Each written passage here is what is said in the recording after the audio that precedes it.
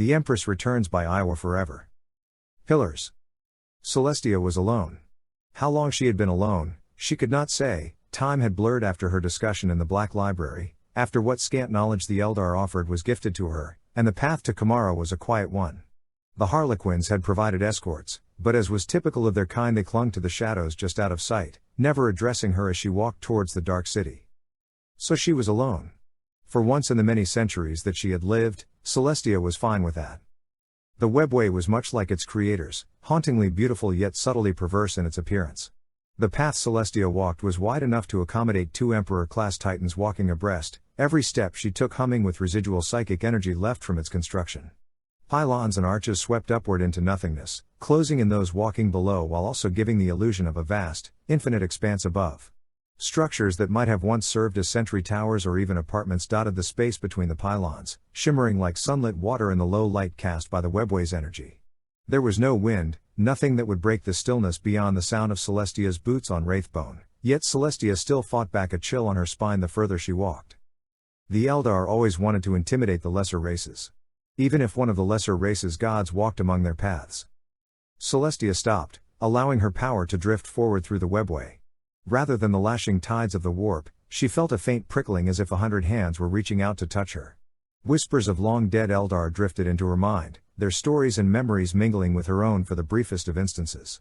Celestia grimaced, pushing the memories out of her mind as she tried to narrow her power and locate Kamara among the vast expanses of the webway. For a hive of debauchery, it is superb at staying hidden from my view. You need not search too far for what you seek, Celestia said nothing as the Harlequin drifted behind her. She recalled her power, turning to face the Eldar as it flickered in her vision. Those of the Dark City will find you. All that remains is for you to find your prize within. No doubt. Celestia replied. You will not follow? No.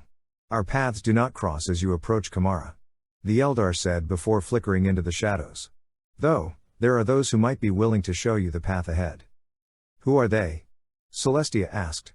No sooner had she finished that the air was filled with a familiar musical cue and the scent of baby oil, but Celestia had already started power palming her face before the source arrived, so that was more of a non-issue. 3 muscle-bound figures burst from the shadows, their perfectly sculpted bodies glistening as they flew through the air to land at Celestia's feet. They wore no armor save for their black helmets and some odd plate stapled to the chest of the second of their number. Oh God, not you 3, Celestia groaned. Oh, my glorious overlord, Karstode said, sliding up to Celestia's side as he continued. We have been looking simply everywhere to find you since you left Terra all those years ago. It has been the most daunting task of our careers. Custody added. My sculpted glutes burned under the stress of finding you. Whamoods chirped. I did not need your help, Celestia snapped, finally using some of her +10 strength to remove her hand from her face. And I still don't need your help. Did you not remember what I told you when we met at the Imperial Palace? Celestia stared in shock at the half-naked Custodes standing before her. Off to her right, Twilight was dealing with a prolific nosebleed. Why? It was the only way we could show our devotion to you that everyone could agree on. The first Custodes said. I did not agree to this, the Captain General of the Custodes said from behind Celestia. Why? The armor can be a mite stuffy at times, the one with the plates said rather sheepishly. We just kind of got used to it. But now that you have returned, my glorious overlord, the first said. We are ever at your command. Celestia replied, looking to where Twilight had now passed out from blood loss. Confusion was soon eclipsed by frustration. You thought the best way to honor my sacrifice was to take your goddamn clothes off? What kind of idiotic line of thought were you pursuing? Did you all suddenly snort a whole bunch of slanch-infused crack and blow your brains out in the process? That was an odd Tuesday, one Custode mumbled. Celestia gave an exasperated sigh. Just get out of here. You're all fired. My lord? You are fired. Celestia growled. You've been let go. Your department's been downsized. You're part of an outplacement. We're going in a different direction. We're not picking up your option. How many other ways do I have to say it? I can think of a few, the Captain General offered. Celestia was not having it. Get out. All 3 of you. Take your baby oil and go throw yourself on a pyre. I am the motherfucking Empress, and my first order is for you to get out of my throne room and out of my sight. Celestia released a blast of energy at the offending Custodes, not a very powerful one, but since they do not subscribe to the idea of friction they were sent flying all the same. Once they were gone, Celestia took a few calming breaths, her vision returning to normal soon after. Could someone please help my student before she becomes a vampire or something? No one can lose that much blood and not turn undead afterwards. I thought I made it perfectly clear I did not and do not want your help, Celestia finished. Oh, but that was before, my glorious overlord, Karstodes said. Now that you've had a chance to calm down and Kitten isn't here to bore us all, I am sure you will find us most helpful in your cause. About as helpful as syphilis, Celestia growled. Oh, I know plenty of ways to deal with that, Wahmood said. Celestia elected to ignore him. Just Celestia started before giving another deep sigh. Just try to stay out of my way when we reach Kamara. The last thing I want those Xenos to think is that I'm giving out free rape samples. Do not worry, my glorious overlord, Karstodes chortled. We will be the model of human achievement among the dark holes of those uncomely Eldar. Please never use the words dark holes in my presence again. As you say, my lord, the three Custodes started off, bounding up into the air as they continued their seductive posing. Celestia allowed them to get a few baneblade lengths away before following after them, keeping her eyes down so she would not catch sight of loincloths in the wind. You know, the voice of the dark god whispered behind her. I was on my way to torment you a little more, but it seems that someone beat me to the punch. If you were not an abomination against all that is good and pure in this universe, I would gladly surrender so you could deal with these freaks instead of me. Ah, but where's the fun in that? Shut up. Chapter 2.20, The Shadows of Kamara. Celestia was alone. How long she had been alone, she could not say. Time had blurred after her discussion in the Black Library, after what scant knowledge the Eldar offered was gifted to her, and the path to Kamara was a quiet one. The Harlequins had provided escorts, but as was typical of their kind they clung to the shadows just out of sight, never addressing her as she walked towards the dark city. So she was alone. For once in the many centuries that she had lived, Celestia was fine with that. The webway was much like its creators, hauntingly beautiful yet subtly perverse in its appearance. The path Celestia walked was wide enough to accommodate two Emperor-class Titans walking abreast, every step she took humming with residual psychic energy left from its construction. Pylons and arches swept upward into nothingness, closing in those walking below while also giving the illusion of a vast, infinite expanse above. Structures that might have once served as sentry towers or even apartments dotted the space between the pylons, shimmering like sunlit water in the low light cast by the webway's energy. There was no wind, nothing that would break the stillness beyond the sound of Celestia's boots on Wraithbone, yet Celestia still fought back a chill on her spine the further she walked. The Eldar always wanted to intimidate the lesser races. Even if one of the lesser races' gods walked among their paths. Celestia stopped, allowing her power to drift forward through the webway. Rather than the lashing tides of the warp, she felt a faint prickling as if 100 hands were reaching out to touch her. Whispers of long-dead Eldar drifted into her mind, their stories and memories mingling with her own for the briefest of instances. Celestia grimaced, pushing the memories out of her mind as she tried to narrow her power and locate Kamara among the vast expanses of the webway. For a hive of debauchery, it is superb at staying hidden from my view. You need not search too far for what you seek, Celestia said nothing as the Harlequin drifted behind her. She recalled her power, turning to face the Eldar as it flickered in her vision.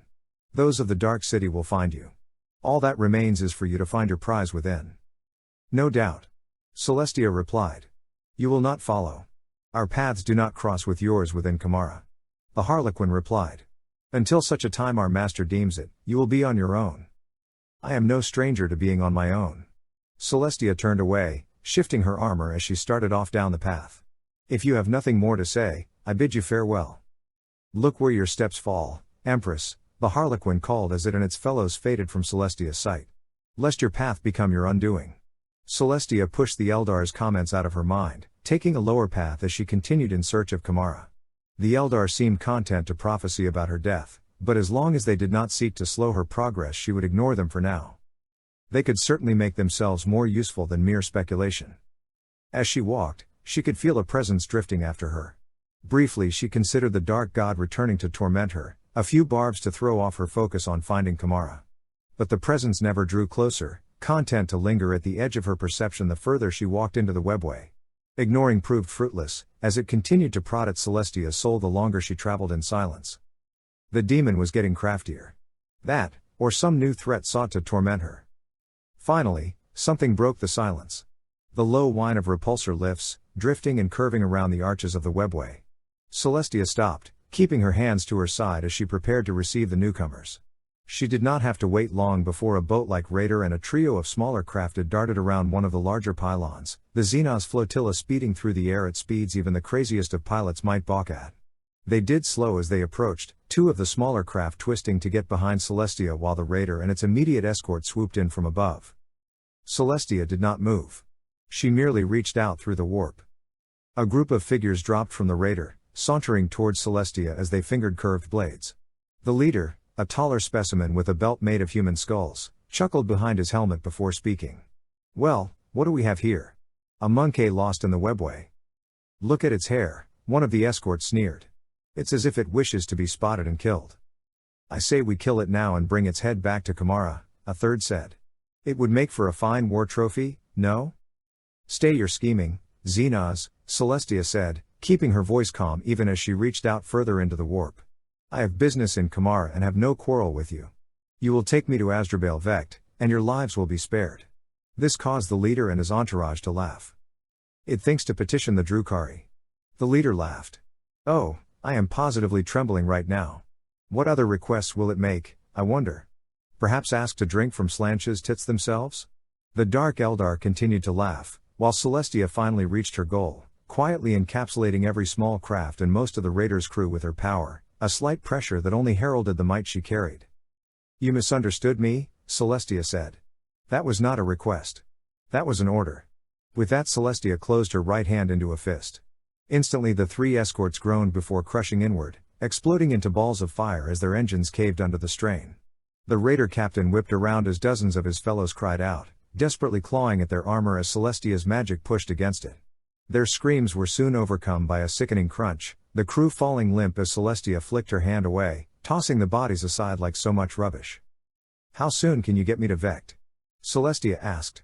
The Dark Eldar captain turned back to her, trembling with rage. "You," the Dark Eldar hissed. "You bitch. Do you know how long it took me to beat those whelps into submission? I'll kill you for this." The alien raised his sword and charged, but Celestia had already drawn her blade and struck, a curtain of fire incinerating the Dark Eldar before its feet even left the ground. Silence reigned, Celestia resting the tip of her sword on the ground as she sized up the surviving Dark Eldar.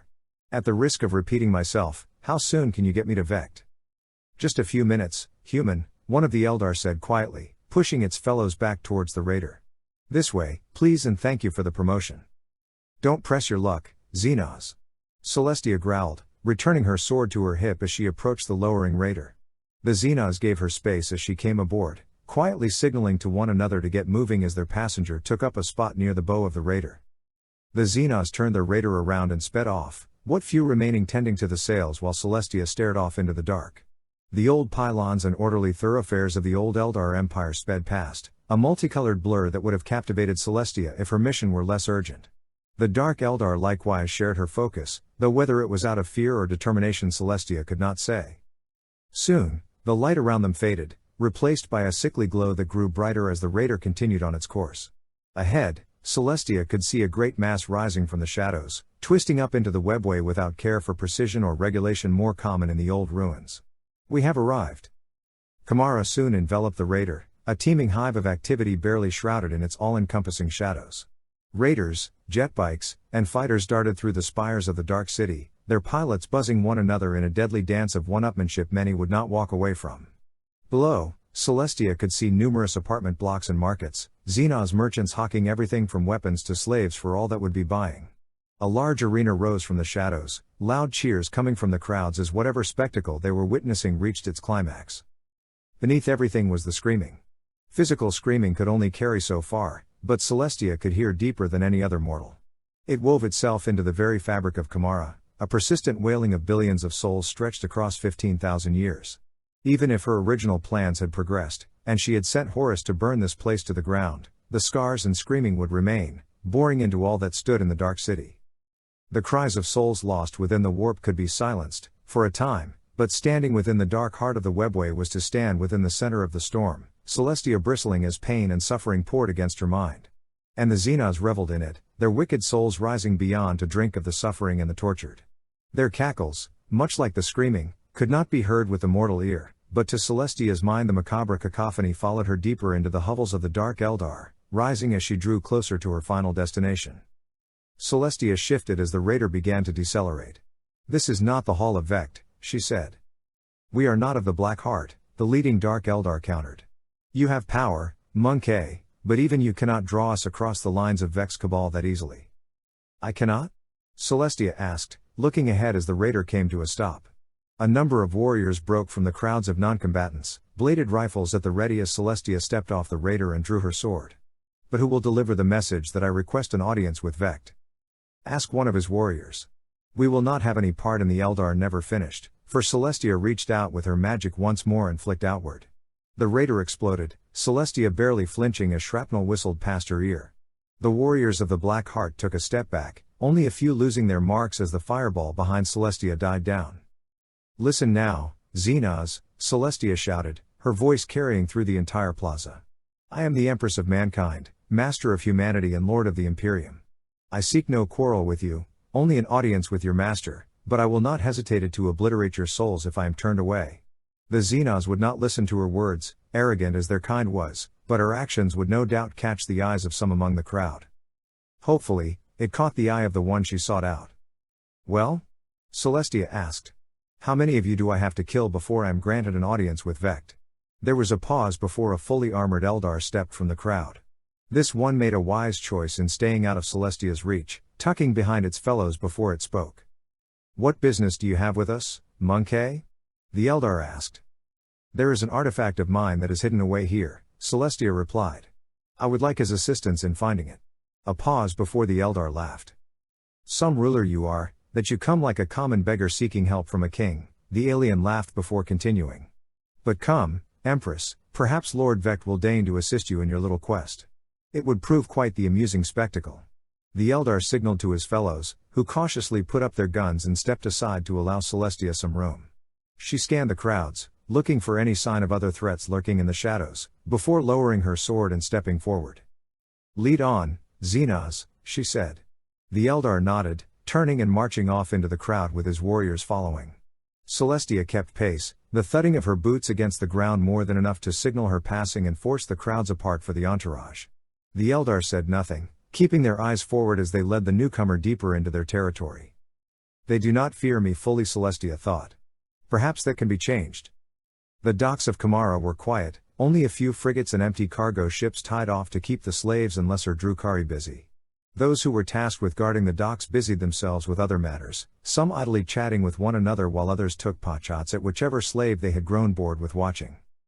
Their lives did not matter. Only their suffering. There was a pause from the boredom, a small bell chiming the arrival of a new ship. It was a large-bodied slave ship, no doubt loaded with humans and other lesser creatures bound for the markets of the Dark City. The ship came in slowly, its sail-like wings twisting ever so slightly to accommodate the docks as it pulled up.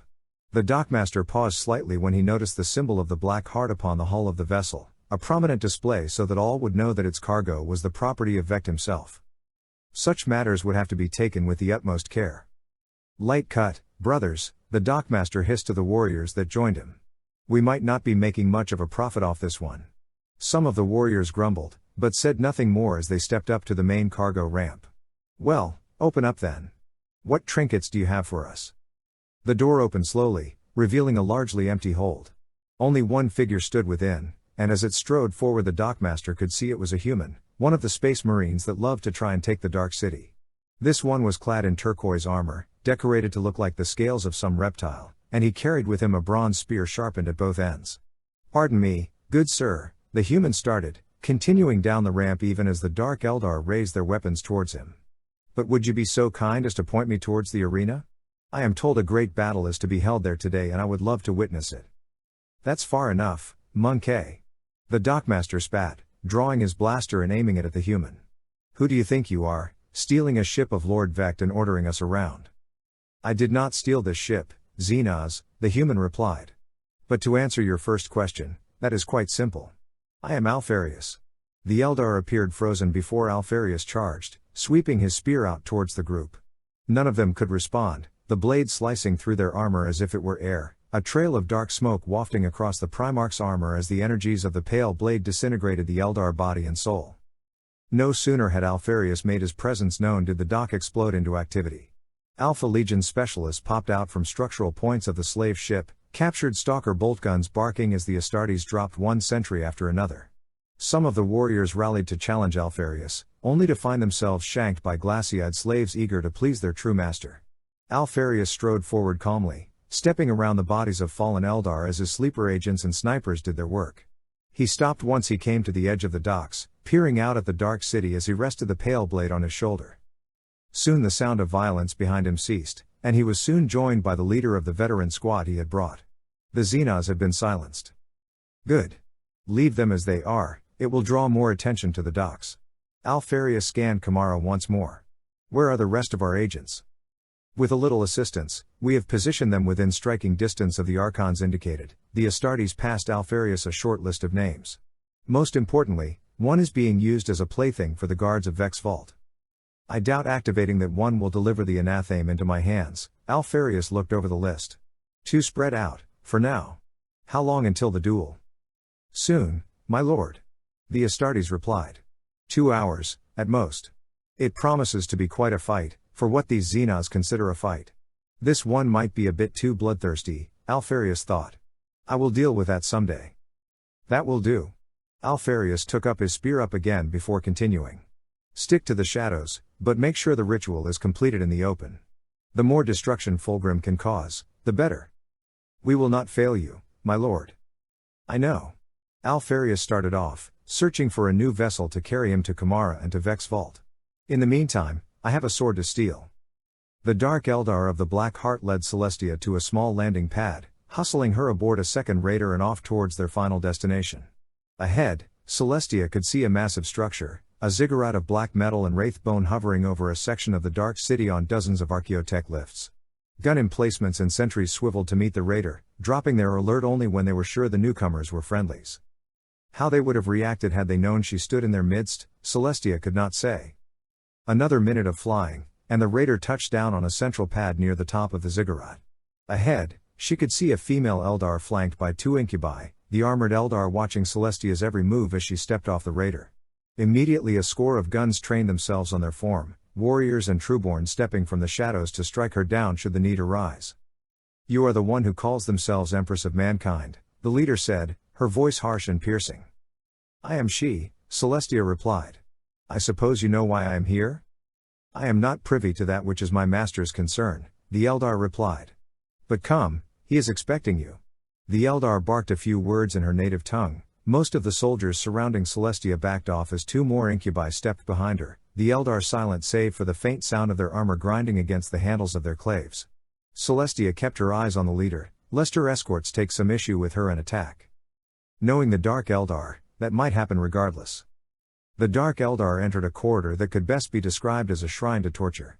Skinned skeletons, human and alien, hung from the walls and ceiling on chains, the rings sharpened so they cut into what remained of flesh and bone. Skulls hovered in various states of dissection and decay, pulled apart by tiny fibers and held aloft by xenotech gravity fields. Chunks of flesh and organs were roughly impaled on hooks and spikes, most still pulsing with faint signs of life as if they had been freshly ripped from their owners' bodies. The floor squished under Celestia's boot, a quick glance downward confirming that the victims above had provided their skin for a macabre rug beneath. She did what she could to ignore the low moan of pain that followed her steps. An eternity down the hall led to a large atrium, the incubi fanning out to fill the space as Celestia continued onward. The air was thick with incense mixed with the metallic smell of blood, a low whine of some alien tune weaving through the space from parts unknown. Ahead, the leading Eldar knelt, keeping her eyes low so as not to meet the gaze of her master.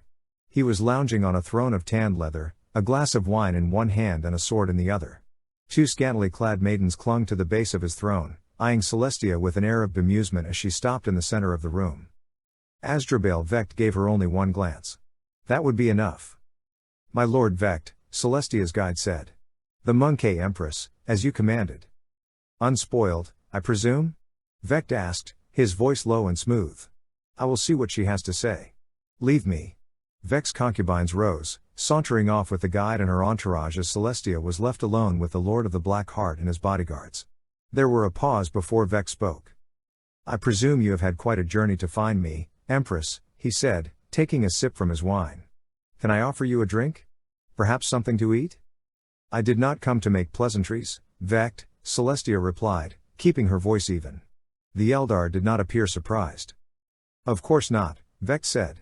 Coming alone, though, makes me wonder if what you see is truly in the best interests of your kind. Celestia said nothing, watching as the Eldar Lord fiddled with his sword before continuing. So, my dear, what can I do for you? I am sent from the Black Library to find an artifact under your care, Celestia said. I do not seek a fight, only a chance to peruse your relics for some idea as to what it might be. At this, Vect threw back his head and laughed. That's it? He asked, his laughter dying down to chuckles. You come all the way to my throne and ask to a trinket? Not, say, the thousands of souls that still pray for your deliverance? Why ask for something I know I will achieve? Celestia countered. This only drew more laughter. Ah, this is why I love you Monkey so much. Vect rose, setting his sword against his throne as he strode towards Celestia. You stand with the universe in your grasp, so confident that you truly are the master of all you see. Vect gave Celestia a thin smile. And then I watch as everything you build comes crashing down around you. It is so sweet to see those like you come down to the level of one such as me. You consider yourself low? When one stands at the base of a pillar, they can in a way see more than those that stand atop it. Vect drifted around Celestia's side as he continued. I am who I always was, and always will be, a being driven by desire, lust, power. You have lived as a god for so long that you cannot even begin to see the galaxy for what it is, a cesspool of death and violence, thousands begging for a sweet release that they know will never come. You come with me in confidence, thinking that this relic you see will be the answer to your current woes, the thirsting of this dark god you humans conjured, but you and I both know that it is only one more step in the path of suffering you now follow. And I suppose you have a better solution? Celestia countered. You who hide away in dark hovels, latched onto the galaxy like the parasite you are? We have survived for longer than you have against the night. I hardly call cowardice synonymous with survival. Vect said nothing, and Celestia could not feel any emotions radiating from the alien as he completed his circle of her. The dark god will come for Kamara, whether you like it or not. You will have no choice but to fight when the time comes. So a dog asks its master for an alliance? More like a dog warns the flea of its extermination. There was a pause before Vect chuckled again. I like you, human. And there are few among your species that I actually like. He pointed to a tapestry on Celestia's right, a bloody thing sewn from different shades of skin. Those ones, for instance, were a little more mouthy than you, but I made sure to give them some dignity. Celestia remained silent, tamping down her rage as Vect drifted back to his throne. If you are so set on this mad scheme of yours, Vect said, taking another drink from his wine, I suppose I might allow you to look through my collection. Perhaps one of my prizes might be a god killer from centuries past. You are being more helpful than I could have imagined, Celestia said. If waiting for your disappointment is considered helpful. Vect took a seat, keying in a code from a hidden panel on one arm rest. His chair drifted, the back wall behind him sliding down as Celestia felt the floor beneath her feet shift. Before though, perhaps some entertainment? I had hoped a little spectacle would lighten your mood. You're too kind. Celestia droned, but she still found herself walking towards the new window. The ziggurat was now floating over a large arena, a star-shaped structure that would have put the greatest circuses and coliseums of ancient Terra to shame. Banners from all manner of cults and lesser cabals fluttered above the stadium, thousands of Eldar reveling in bloodlust as warriors and fodder lined up for the day's games. Celestia could see small figures moving about, Vect giving a wave of his hand so the view increased just as a scantily clad witch gutted an orc boy like a fish. A slaver by the name of Aneth Dazim has a prized champion among his pit fighters, Vect said, sloshing his wine in the cup before continuing. So arrogant is this slaver he thinks to gain my favor by sponsoring these games to showcase his fighter, to show he has captured one of the most dangerous beasts in the galaxy. I, in the spirit of competition, have chosen a good match for his champion, and wish him the best in his challenge. Celestia paused, watching as a new figure stepped out into the ring. Like most witches it was a woman, clad only in a leather top and thong. Her hair was put up in a long top knot, small blades tied at the ends shimmering as she stepped lightly through the carnage. She carried with her two long knives, held loosely at her sides as she eyed the crowd, drinking in the roars of approval from her appearance. Ah, Lilith, Vect mused, drawing Celestia's attention away for a moment. So beautiful, so deadly, the true exemplar of our kind and her sex. I would take her as a consort if I cared not for my life, and my patronage helps keep her on good footing, as it were. Celestia fought the urge to gag, but said nothing as she turned back to the arena. The crowd was chanting once more, eyeing the point where this new champion would reveal themselves. They did not have to wait for long. The figure did not wait for the trap door to open, bashing his way through in a rush to get out. He stood taller than most men, taller than most Astartes, his body revealed to all beneath the makeshift armor on his arms and legs. His mustache was thick yet unkempt, no doubt from whatever harsh conditions the Xenos kept him in. He carried a large curved sword, the blade caked with the blood of who knew how many beasts and champions. The champion took a moment to survey his surroundings before taking the sword in a two-handed grip, sliding into a defensive position as he eyed the Eldar Witch on the other end of the arena. Celestia's breath caught. Jagatai. Something the matter, my dear? Vect asked, smirking from his throne. Perhaps the games are not to your liking? Celestia stopped herself from chewing her lip, keeping her eyes fixed on the battle unfolding below.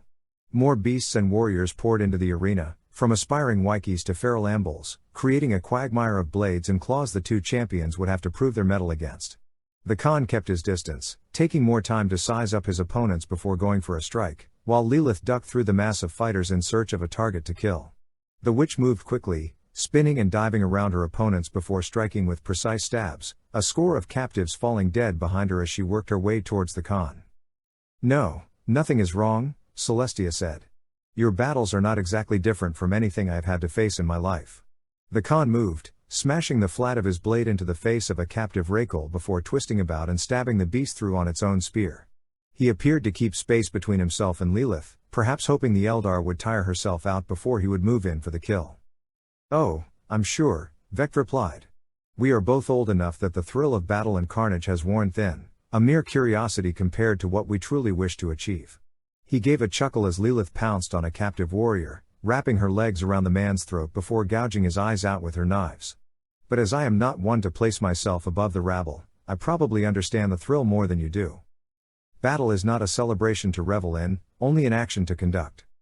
Your son seems to be of the same cut, Celestia said nothing, though she could feel her heart quickening. A surprisingly cautious fighter.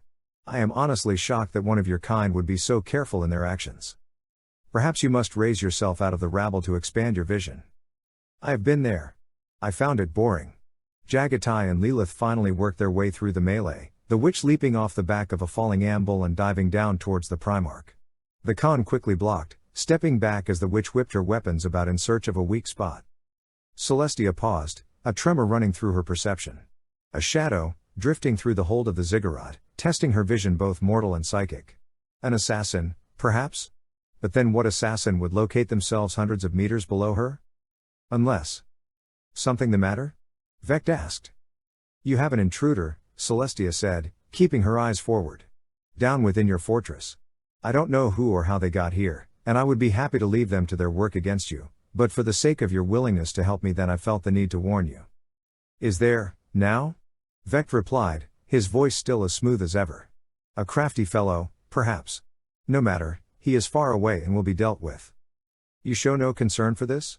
Celestia asked, turning her head slightly to meet the alien's eyes. Vect appeared passive, but she could see a faint flicker of something. One intruder on his own, in a place that is not really of much interest to me, is not a threat I would put much stock into. Vect grinned. Several others, creeping through the shadows in search of a target, that I would care more for. Celestia paused, turning back to the arena as she reached further with her power. The intruder below, she could still feel, but there were other points of shadow among the mass of pain and suffering, slowly drifting at the field of her vision. And even she could not ignore the subtle, bitter taste of chaos. The games are a setup, she said. You intend to kill the champion using Chaos Marine infiltrators. Is that what I am doing? Vect asked in mock surprise. Why, however, could you come to that conclusion? Celestia's hand falls to her sword out of reflex, drawing a few glances from the incubi surrounding their employer. The champion means nothing. He is just another Monkey warrior that will fight and suffer in the arena, as countless have done before. But a parasite that thinks mere strength is enough to impress me, the Eldar shrugged. So what if there are a few pieces of collateral damage in the process? The shadows drifted, congregating towards one another. Even if their target was the slaver that had drawn Vect's ire, the fact was Jagatai was still in the middle of this struggle, but perhaps, not alone. You wish to humiliate and kill the slaver, Celestia said, taking her sword but keeping it down at her side. Fine. What matter are your politics to me? But I will be taking his champion, all the more to show how powerless this creature is. You are starting to think like me. Vect grinned. Celestia did not bother to give the Xenos an answer, channeling her power as she reached out towards the arena. She found an open spot among the fighters, and with a flash she disappeared as she teleported to Jagatai's aid. The Khan would not need it, or at least deny that he did. But for those around him, perhaps an Empress would be the ultimate relief. Vect waited after the Empress disappeared, watching for any sign of treachery. No doubt the woman wished his destruction, as any of that lesser species would, but as she was so wrapped up in saving her ilk there would be no real danger. He chuckled, settling back in his chair as he took another drink of wine. Well, Monkey, you promised me a show, he said. Impress me. Chapter 2.21, The Hawk and the Serpent. He remained silent. There was no need conversing with these Xenos. The leader liked to keep him away from the others. Keeps him fresh, it said, leering over the Khan as if he were a prized stallion being tended to in the fields. The aliens cackled, prodding and stabbing at him with sharp blades and cattle prods to try to provoke him, as they had since they first captured him. He remained silent. The Xenos had nothing to offer him besides targets for his vengeance. The only ones he looked to were his fellow prisoners. Most were Xenos and monsters, nothing to fear or bother with, but some were still men. Some even rode with him during the hunt, lost for centuries before returning now. If only it were under better circumstances though, we have suffered worse. He had hoped to speak more to them, perhaps rally a resistance against the Xenos, but the aliens were crafty enough to whisk him away before a true connection could be forged. That would be crafted in their blood soon enough. They kept him chained up between duels, his feet chained to the floor with his arms tied off above his head. His only clothing was a loincloth and several pieces of metal not worthy of being spoken of as armor, yet another means by which the Xenos sought to humiliate him. Still he remained silent, never once rising to their taunt no matter how much they tried. The only joy he found was in memorizing their faces, thin and cruel from lives of debauchery. His vengeance kept him moving, his desire to strike them down acting as his food and drink as days passed. He was chained up again, waiting in silence as the Xenos girded him in their pathetic armor. The leader of the group, the most petty and cruel of the bunch, watched him from the sidelines, a black whip in its hand as it eyed the Khan. You've done me great honors, Monkey, it hissed, coiling the rope in its hand. You kill, and the crowd pays me well. The Archons love to see you fight and kill other weaklings, and some have even asked to take your head. I have half the mind to give you to them. The Khan said nothing, causing the alien to frown. But no, I've saved you for a true prize, Lilith Hesperax, sponsored by Lord Vect himself. The Xenos cackled before continuing. The master of the Black Heart, he who is 10 times the being your weakling emperor is. He considers me for his patronage, and why should I not have it when I have the greatest gladiator of all? The Khan glared at the alien, watching as it stepped up in front of him. Hesperax is a legend. She's killed more of your kind than entire armies have. She'll run you hard, might even be the one to wound you that will make our victory so much better, won't it? Ah, being quiet, are we? The alien smirked. Then follow my words, stick the bitch like a pig. Make her scream like no one has ever made her scream before. Bring me her corpse, and I might just reward you with a bit of pleasure. What do you have to say with that? He looked at the alien. Were his hands free, he would rip the Xenos skull from its shoulders, but the Khan could not move. All he could do was speak. Not even dogs will eat of your corpse when I am through with you, Xenos. He growled. The alien screwed its face at this, but moved on. Kill Hesperax, and you will be treated well. It stepped back, clamping its whip to its belt before turning to its fellows. Arm him. Lord Vect will arrive soon, and I want this slave to be seen by all. The Khan was drawn back, his chains shifting so his hands were now in front of him. They tightened, such that even with his strength he could not reach forward to choke the life out of the Xenos that brought his weapon. At least they had the courtesy of letting him keep his dao, the blade a familiar weight in his hands as he was carted off through the arena. The Khan could hear others, suffering. Some being prepped for combat, like him, while others were merely left to the scant mercy of the monsters around him. He could break free, go and save the poor souls and take his vengeance, but a small whisper, be it a creeping madness or some trick of the Xenos, told him to wait, to bide his time and allow the Xenos to make the first mistake. They pushed him into a small room, a ramp leading up to the faint outline of a trapdoor above. He took a breath in, allowing his mind to calm as he took his sword in a two-handed grip. By some cue he did not know, the chains around his legs and arms fell away, finally giving him a chance to move as a man once more. The Khan did not waste time. Battle was to be had.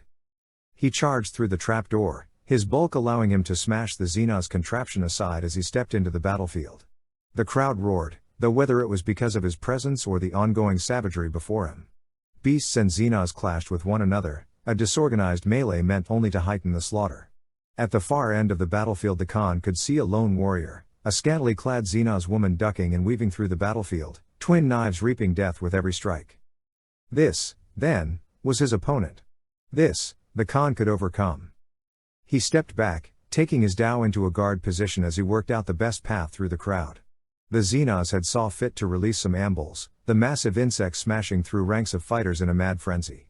While they were of little physical concern to him, their rampaging would slow him down and perhaps give his opponent an opportunity to close. He shifted his footing, scooting around the brawling gladiators so as to avoid having to confront the ambuls, his eyes never leaving the form of the woman at the end of the field. An opening, and the Khan struck. His first target was a Rakol, the 8-limbed centaur stabbing at him with a rusty spear. He swept his sword across, the Dao smashing across the Xenos face causing it to drop its spear. With his free hand the Khan scooped up the spear and stabbed, staking the Rakol through the heart as he advanced into the fray. He whipped his Dao around again, chopping downward to split two Eldar warriors in half. The Khan drew back once more, sweeping his sword downward to deflect a trio of thrown knives from a warrior he could not see. Child's play. The aliens would have to try harder. The Khan stepped forward again, stabbing an orc warrior through the chest without breaking stride. A creature of undetermined species charged howling towards him, but the Khan gave it little thought as he grabbed and crushed its head. The Xenos woman had spotted him, dispatching her current victim with a knife to the bowels before trotting towards him, skipping around copses and duels as she started down the Primarch. The Khan brought his sword up as the Xenos jumped off the back of a dead ambul, her knives ringing as they collided with his sword. The Xenos struck as soon as she landed, stabbing upward to catch the Khan off guard. He blocked easily, sweeping his Dao downward to deflect the Xenos strike to his right, but the woman rolled with the strike before lashing out with her hair. The small blades woven within scraped across the Khan's skin, a thin trail of blood following the Eldar as she danced away from her opponent. The Khan grunted, drawing his sword up towards his head as he waited for the Xenos' next move. The woman darted forward again, ducking to her right to avoid the Khan's strike before stabbing out with her weapons. He ducked to the side, twisting his hand around to drive the pommel of his sword into the Eldar's skull, but a quick dodge meant he only scored a glancing blow against the alien's shoulder. The alien gave a short, disdainful gasp, spinning and stabbing, striking only air as the Khan stepped away once more. The Xenos was prepared to attack, twisting her blades around in her hand as the Khan drew his sword downward. Before either warrior could strike, the Khan felt a shift in the air, particles of energy collecting and tugging at the very fabric of reality. He stepped back again just as a flash of light filled the arena, depositing a new combatant into the melee. It was a figure he had not seen in millennia, a giant in golden armor, a flaming sword in one hand and a clawed gauntlet around the other. A brilliant red cape caught in the wind like a war banner, complemented by pastel-colored hair. The Khan almost dropped his sword, straightening upright as the figure rushed to his side. He recognized the Emperor, sure enough, but when did he become a woman? Jagatai! The woman cried, placing herself between him and the equally perplexed Xenos. Emperor? The Khan started.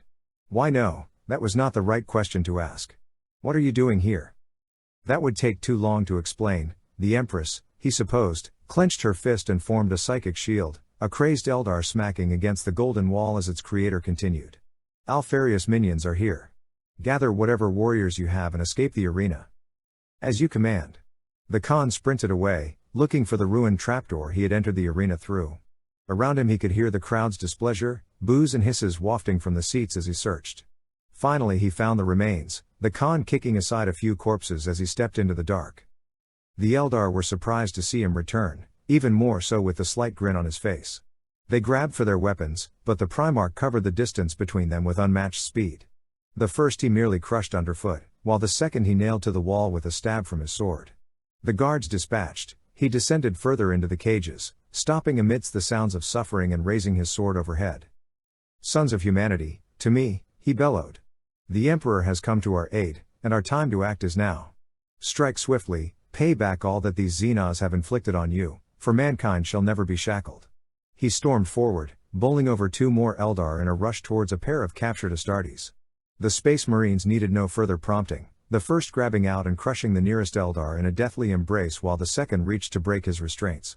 Gunfire erupted from ahead, a squadron of warriors rushing forward to quell the rebellion, but the Khan had already freed the first of his fellows before rising to face the newcomers.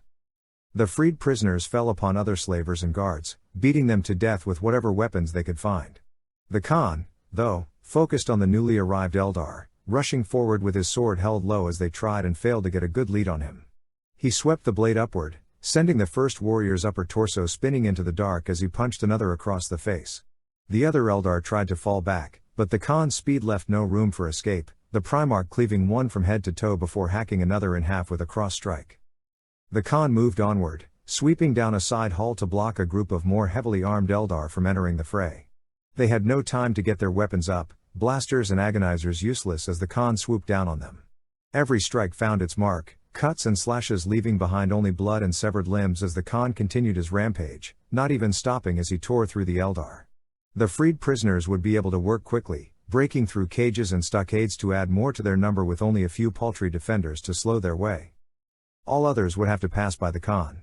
None would succeed. He had finished dispatching another squad of Eldar when he spotted a familiar face among the aliens. The slaver who had captured him, tried to break and torment him at every turn, now stood huddled with a number of other aliens, black-armored incubi standing guard as it tried to urge some twisted abominations into the fight. The alien turned and paled at the sight of the Khan, quivering even as his bodyguards closed in around it. "That's the one. That's the monkey leader," it shrieked. "Kill it. Kill it, and I am sure your masters will reward you handsomely." "I'll reward you handsomely." The incubi took only a scant moment to size up their target before springing forward, drawing back with their claves in anticipation of striking down the Khan. So blind. He drew his sword back before bringing it over his head, catching the downward chop of the leading incubi. He quickly swept his dao downward, deflecting a second strike from the next alien as the incubi pressed in. The Khan stepped to the side, taking a wild swing to force the incubi back as he searched for an opening. Two more jumped in to replace those that had been forced back, swinging their claves towards the Khan's throat, finding only air as the Primarch stepped back and swept his sword upward. This strike clipped the leg of one Eldar, not enough to take the limb off but enough to cause the alien to stumble into one of its partners. The Khan barreled forward, looking to exploit the minute gap the stumbling incubi provided him. He let out a hiss as a clave slashed across his back, but the pain was worth it as he ran down the first of the incubi, the alien barely reacting as the Khan stabbed it through the chest. With his free hand he grabbed the Xenon's weapon, and using his momentum he swung the captured clave behind him to intercept two more of the Eldar. He pulled his dao from the chest of the dying alien and spun, a whirlwind of blades that severed the hands of a second incubi that could not clear the space. The Khan held both his weapons at his side, sizing up the two incubi that remained. The aliens broke to opposite sides, hoping to divert the Primarch's attention as they rushing in to attack. The Khan twisted his blades in his hands, blocking two strikes as he rushed through the incubi. He turned, catching one high chop as the second Eldar landed a slice across his stomach, but doing so found the incubi brained on the Khan's dao. Before the last incubi could pull back, the Khan hooked his captured weapon under the Eldar's own, yanking back to disarm the alien and knock it to the ground. He wasted no time.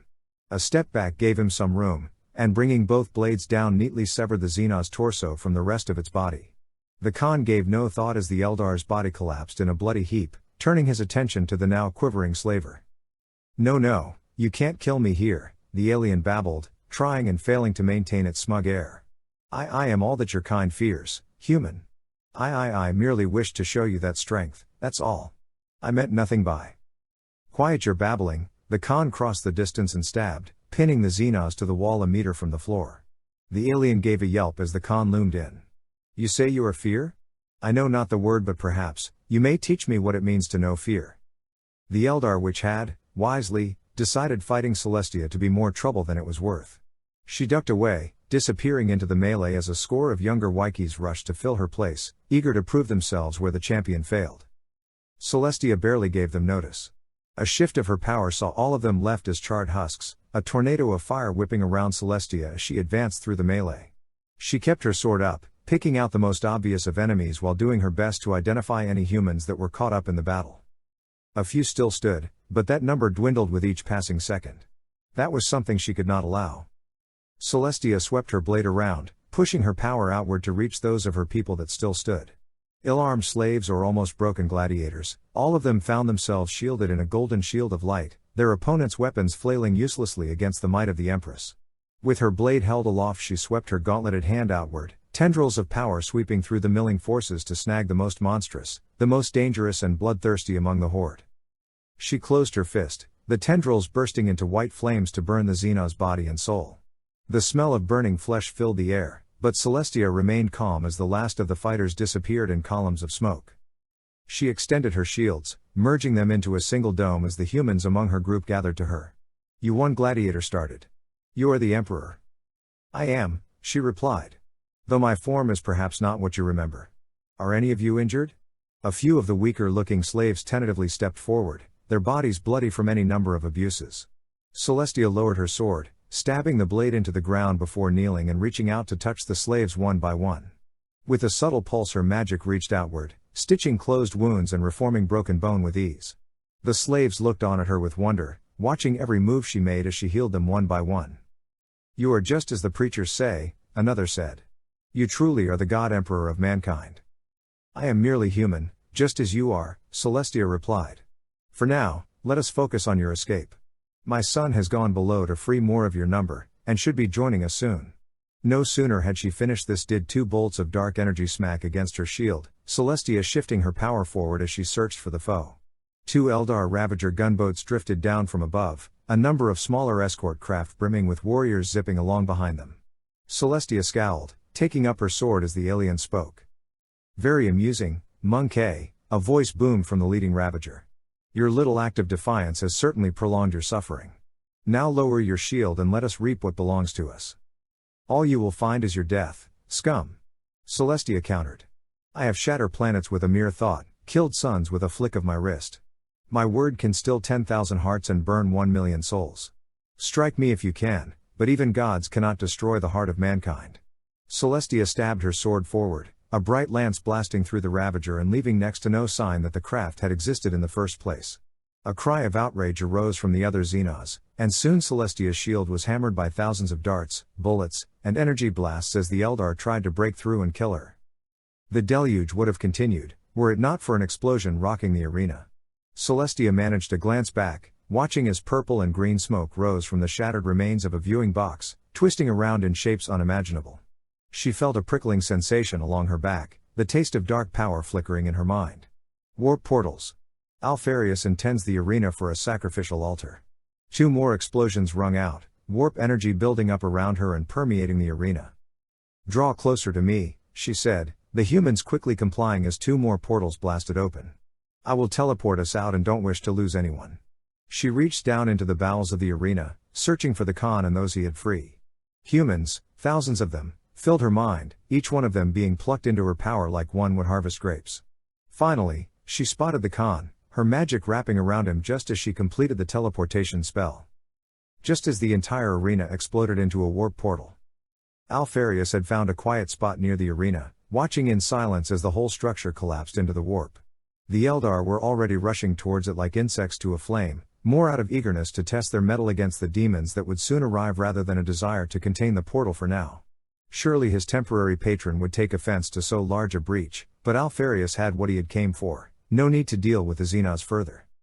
There were still a few matters to deal with. First and foremost, the Empress. Alfarius waited, watching as lesser demons spewed out of the portal and took solid shape down below. Most were the former subjects of Slange, the demonettes eager to finally taste the suffering of Kamara. They danced among the dark Eldar, snapping and clawing at anything they found purchase on while the Xenos fought back with blade and gun. Melee broke down to slaughter, both sides butchering each other with reckless abandon while the Alpha Legion downed more central figures on either side to drag the fighting out. Anything to help Fulgrim's grand entrance. He spotted a new shape forming within the portal. It had the body of a giant snake, purple scales merging with similarly colored armor. The newcomer had 4 arms, each hand gripping a black saber, and he was carried forward on 2 wings coated in black feathers. About the only thing about him that had not changed from his previous life was his face, still bearing the smug visage of the Primarch of the Emperor's children.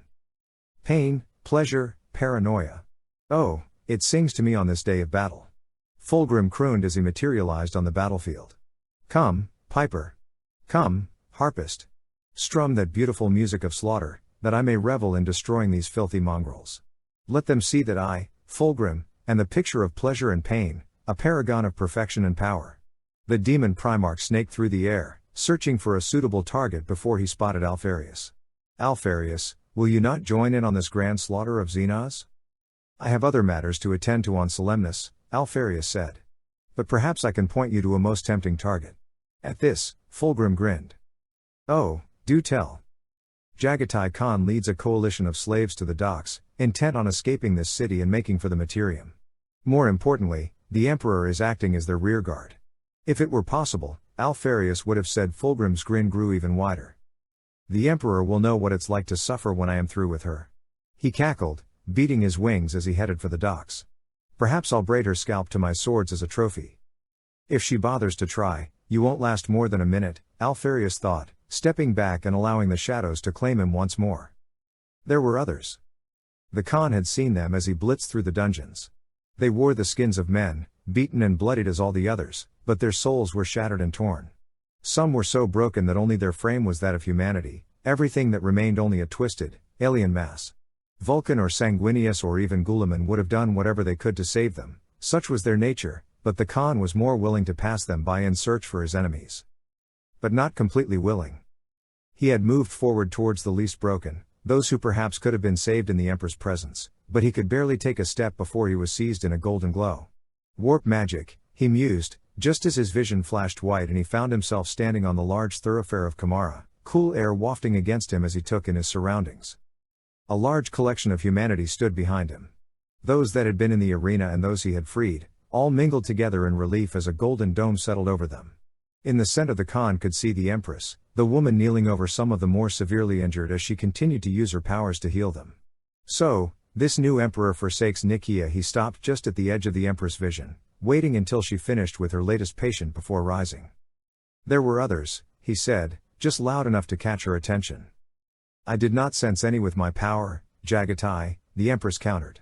My vision has not failed me yet.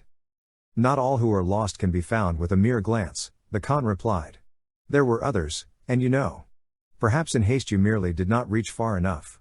The Empress' face twisted into a scowl for a moment, the woman turning away from the Primarch to control her anger. No, not anger, guilt. I saved who I could, she said finally. And I shall mourn those I could not. But now, we need to keep moving before these Xenos or the forces of chaos close in on us. Take point and lead us through. I cannot risk another teleport without losing some of our charges. Always moving forward. The Khan turned, looking past the group through the twisting spires of Kamara. The Xenos city defied any sense of cohesion or normality, paths that at first appeared straight suddenly veering and splitting off into nothingness while others warped into being from the shadows. Even for a skilled pathfinder like him, the Khan found his mind aching as he tried to comprehend a clear path with minimal exposure. If those Xenos had not destroyed my void bike. This way, he said, pointing his dhow towards a smaller alley. My warriors and I will keep the Xenos from you. The prisoners parted, allowing the Primarch and those Astartes that still stood to pass through. The Khan cast a brief glance over his shoulder, spotting the Empress as she took a position in the rear, shifting her hand so her shield stayed firm. The Astartes took point, keeping their pace slow so they did not lose the rest of the prisoners in their search. Every movement caught the Khan's attention, a potential threat that had to be assessed and destroyed lest they surprise and overwhelm what meager forces they had, even with him and the Empress present. It would come down to outmaneuvering the foe. That was something the Khan could handle. He stepped past the group, herding them down the narrower path as he watched for danger. The various prisoners whispered thanks and praises to him as they passed, keeping their heads low lest they somehow provoke the Khan's ire. As soon as the Empress drew closer, the Khan moved back towards the front, easily overtaking the other humans and the rescued Astartes. They continued to move in more or less complete silence, whatever whimpering the prisoners gave off drowned out by the distant sounds of battle rising from where the arena used to stand. The constant whining of repulsor lifts did little to calm the nerves of any of the mortals. The Khan stopped, raising his free hand to halt the rest of the group. The path ahead dropped into nothingness, a vast dive into open space leading to another spire hundreds of meters down.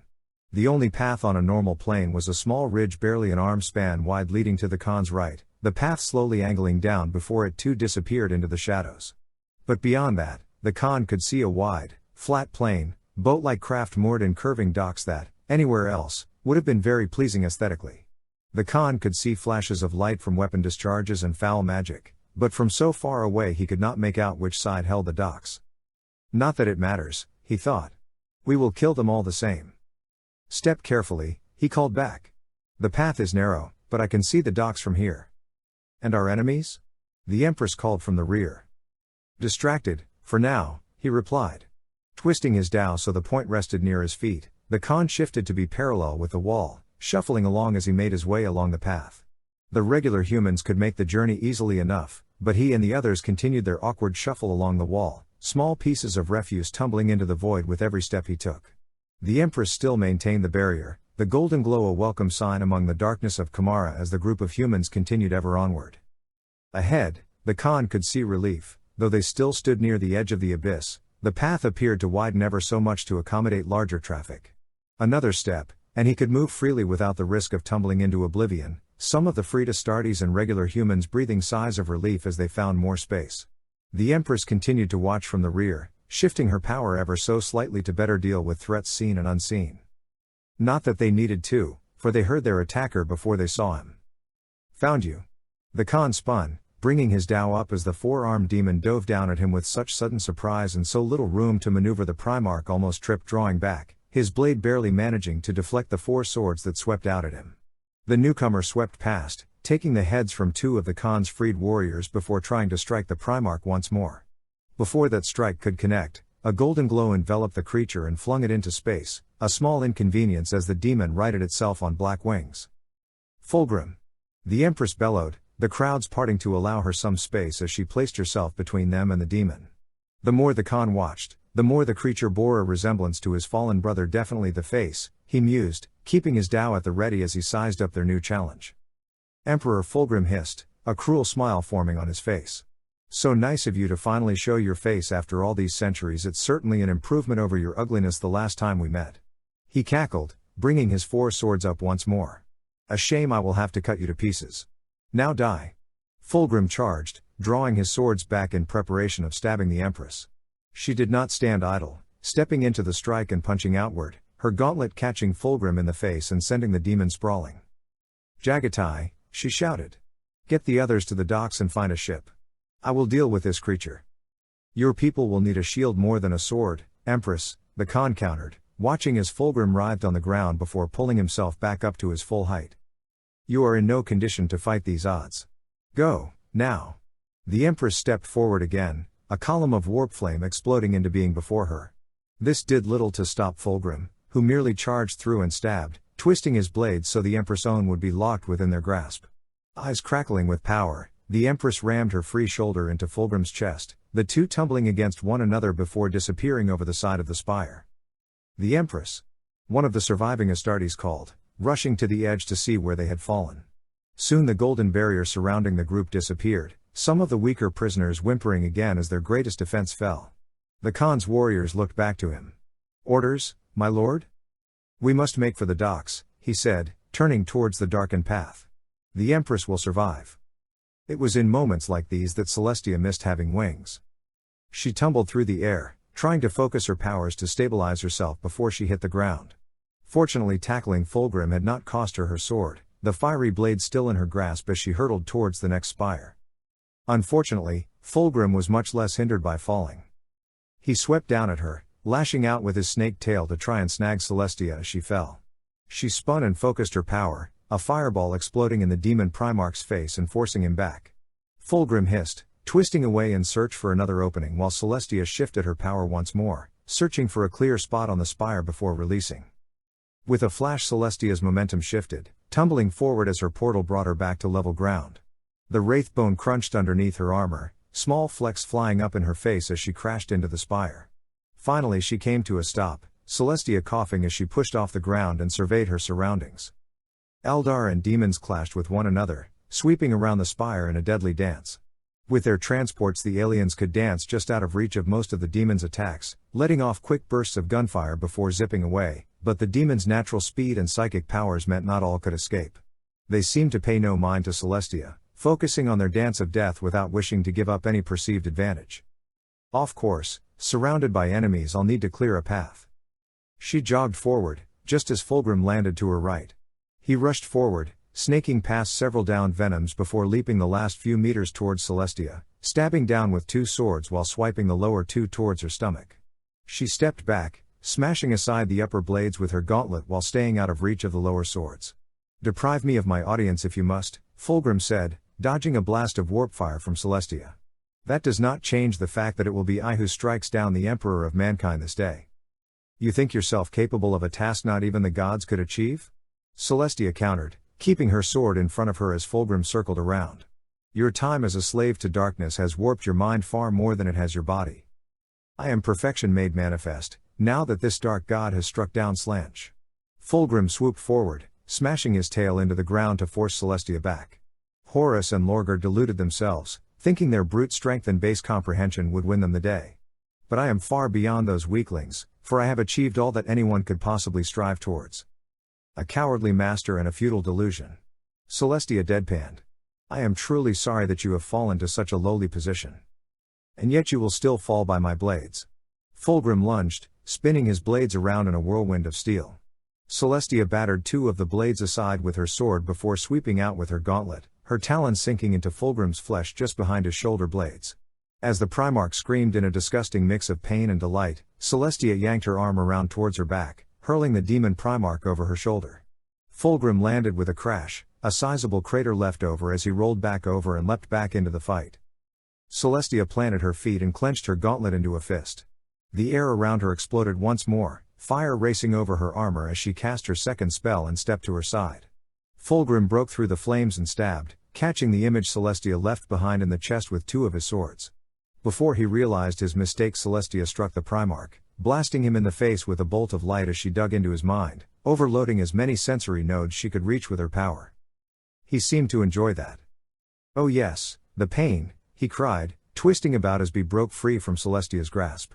"How have I longed for a moment like this? Perhaps I should have tested my mettle against Magnus before I found you." "You oversell yourself, Fulgrim," Celestia replied, bringing her hand down to pin Fulgrim to the ground with a column of force. "You think you possess strength, that your devotion to pleasure and perfection has made you beyond what you were, but all I see is one who plays as the king when he is nothing more than a child." Fulgrim opened his mouth to counter, but Celestia dragged her hand downward to push the Primarch further into the Wraithbone. "Your skill has struck only air, and you lie broken before me." "No, Emperor, I am not so easily bested." Fulgrim's body glowed, and before Celestia could react the demon Primarch disappeared, melting into the Wraithbone in a cloud of light. Celestia turned, scanning for any sign of her opponent before Fulgrim burst from the ground, simultaneously attacking with his swords and a bolt of psychic energy as he came down atop Celestia. Celestia stepped back, bracing with a psychic shield as he brought her sword out to deflect all the incoming attacks. Fulgrim surged forward, his sword shimmering as he attacked at speeds all but impossible to see with the naked eye, a current of wind rushing over the two as they fought. Celestia found herself forced back, channeling her power to slow time around her to easier match Fulgrim's strikes. "I have learned, Emperor. More than you could ever conjure against me."